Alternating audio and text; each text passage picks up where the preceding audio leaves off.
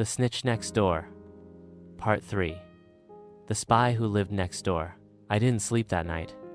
How could I? There was a Cold War-looking box in Edna's backyard, labeled with regret. A stack of vintage tech arriving at my doorstep, and my neighbor, who once yelled at me for stepping on her tulips, was possibly part of an international intelligence operation. I was either losing my mind or living next to the world's most passive-aggressive Bond girl. And if that wasn't enough, the next morning I got a knock on my door. Not a polite knock, a government knock. I opened it slowly. 2 people stood there. A man in a crisp suit with generic sunglasses, and a woman with a badge that read something so vague it was clearly real. Something like Federal Oversight and Security Task Force. FOST. Because of course it had an acronym. Mr. Carter, the man said. Depends who's asking. We need to ask you a few questions about your neighbor, Edna Wilkins. Bingo, I didn't even pretend to hide my glee. Oh, please come in. They didn't. We prefer to speak outside.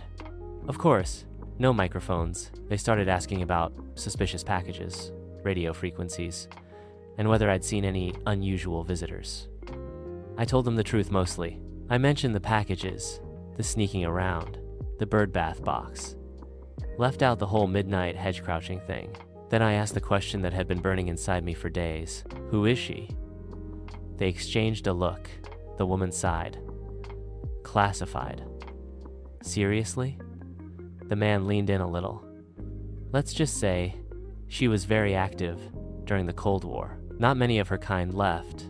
Most retired quietly. But not Edna. He shook his head.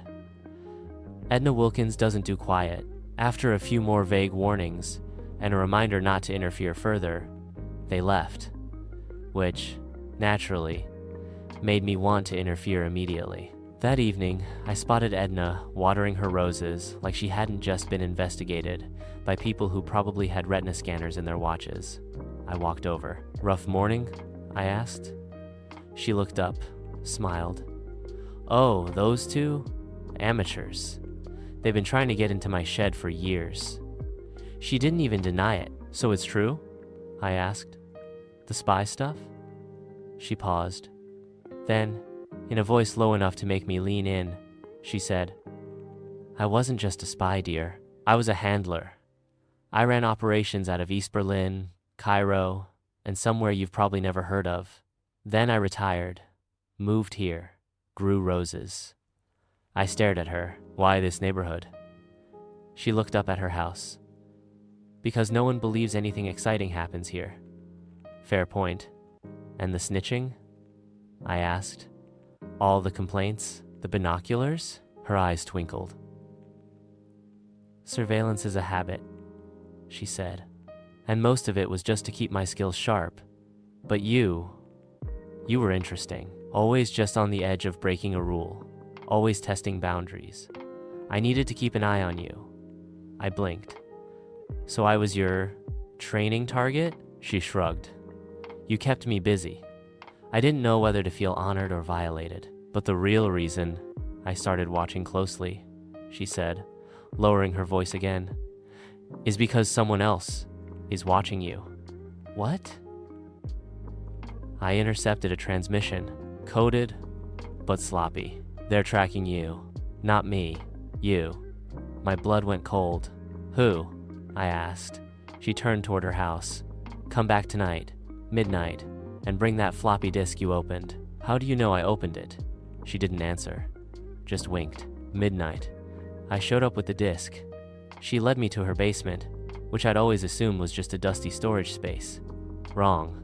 It was a fully operational command center, shelves of dossiers. Old radio gear humming faintly, a dusty computer setup with multiple screens and one blinking green light. She slid the floppy in, and a string of characters appeared. Agent location locked. Code red. Target C. Neighbor. I felt a chill run down my back. That's me? She nodded. Someone thinks you're involved in something you're not. Or maybe you are. I don't know yet. I'm literally a freelance graphic designer. Yes, well, so was the last sleeper agent I tracked in Prague. This was getting insane. But a part of me, a really messed up part of me, was into it. "So what now?" I asked. Edna turned to me, all business. "Now," she said, pulling out a dusty file labeled Project Hedgefence. "We work together." To be continued in Part 4.